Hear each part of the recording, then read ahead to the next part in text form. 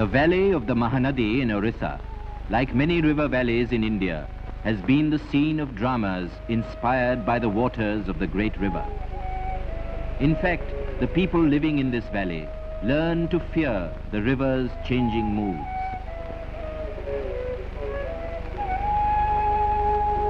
There were times when the valley was dry, when man and beast had to search for water.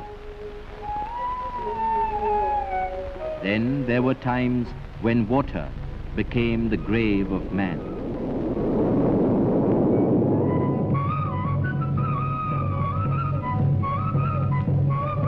Flood and famine, this was the cycle of life it seemed.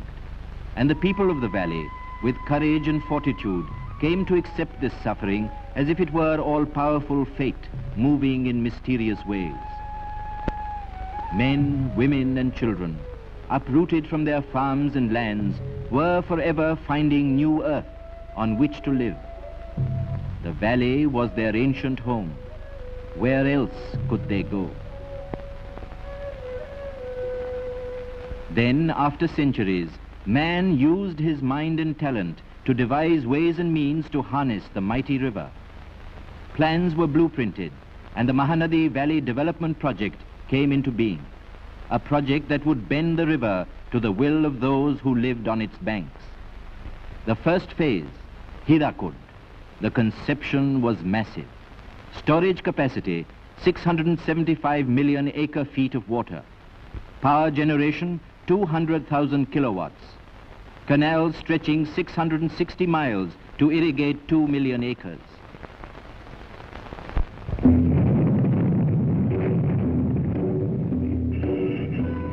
Thus began the construction of the world's longest dam.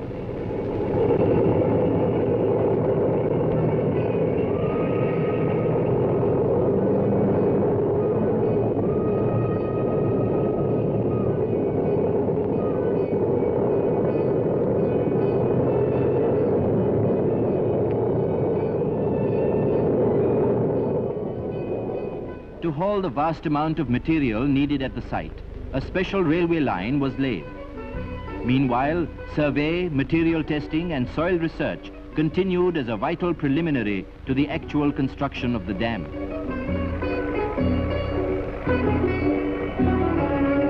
At the dam site, 8 miles from Sambalpur, the face of the valley began to change. And so did the face of a once tired and exhausted people. Gone was the pallor and apathy of the past. Gone too was the feeling of defeat and despair. Their frail bodies found a new dynamic energy.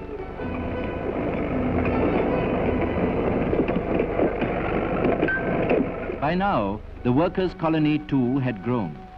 Apart from the flourishing market, there was a school for children and also a new hospital. Work continued simultaneously on several fronts. But hands alone could not build Hirakud. Machines reinforced the effort of man.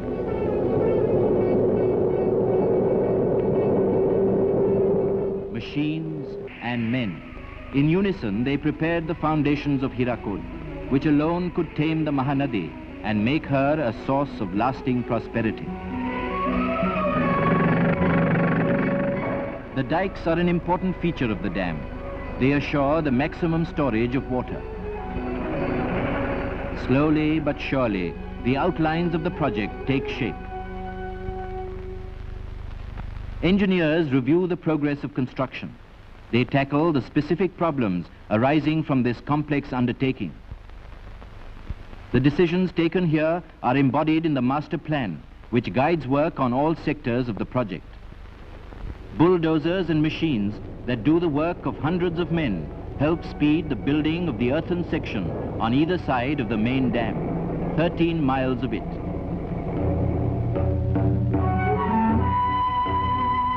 Over 700 million cubic feet of earth are being removed from the neighboring borrow pits. Enough earth to build a 10-foot highway from Cape Comorin to India's capital. These earthen sections are the arms, as it were, of the body of the project, the main dam. where batteries of machines are crushing stones, mixing cement, preparing in fact the muscle for the curbing of the Mahanadi.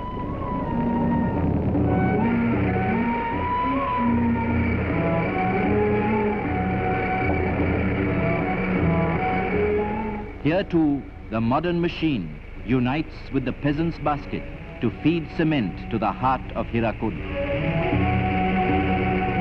On the spillways, concreting has begun after months of hard labor. They will guard the body of the dam. These are outlets for the excess water which may threaten the dam. At the same time, the structure which will house the power plant is taking form. For the engineers, there is a sense of fulfillment in seeing the growth of the colossus planned by them. They carry on the tradition of our forefathers who pioneered work on the harnessing of rivers. And for the people of the countryside, there is satisfaction also. Hirakud is the site of a modern miracle, which they themselves have performed. At various stages of construction, Prime Minister Nehru visits the project to see for himself the progress of work.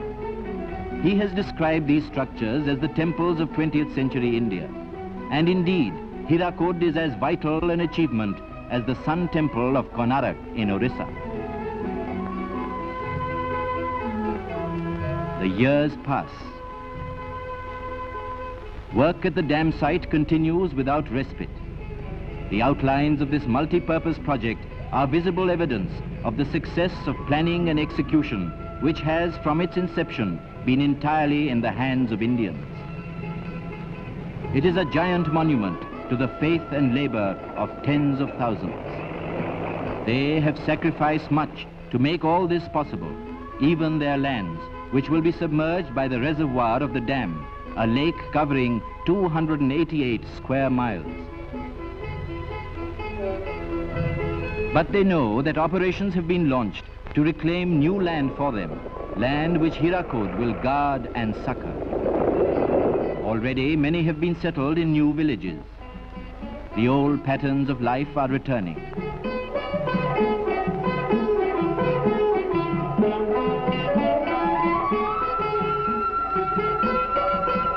The opening of the Bargar Canal marks a great day in the valley. Those uprooted from the site of the dam will now be able to re-establish themselves on new farms along the life-giving canals.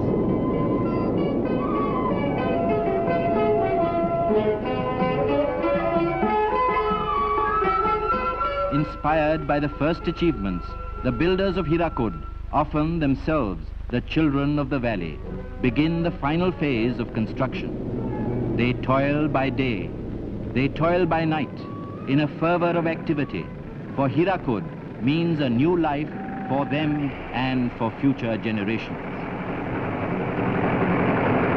January 1957. Hirakud is complete.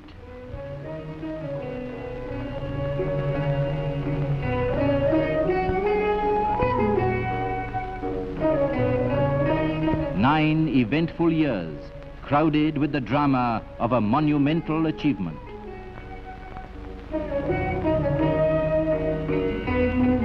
Mahanadi, the great river, is at last controlled by a dam that is 16 miles long. A man-made mountain of earth, stone and concrete, storing the water drained from an area of over 32,000 square miles.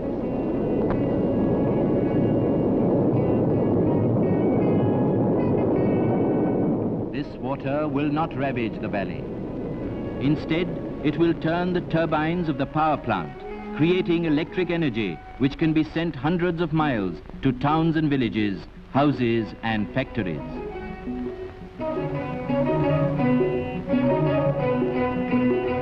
Nothing is more eloquent than this panel of instruments, which controls and transmits energy. Hirakud, drawing its power from the Mahanadi, now offers that power for the further transformation of Orissa.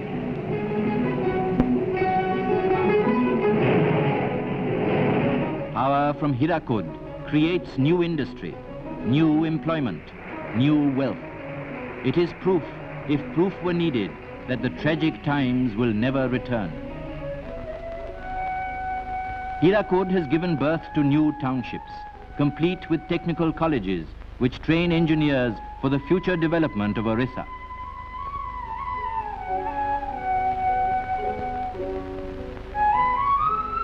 It has given the valley new canals, the first of a vast irrigation system which will be organized to sustain and develop Orissa's agriculture. They are the veins which will nourish the valley and her people. Along the Mahanadi, they speak of Hirakud with pride.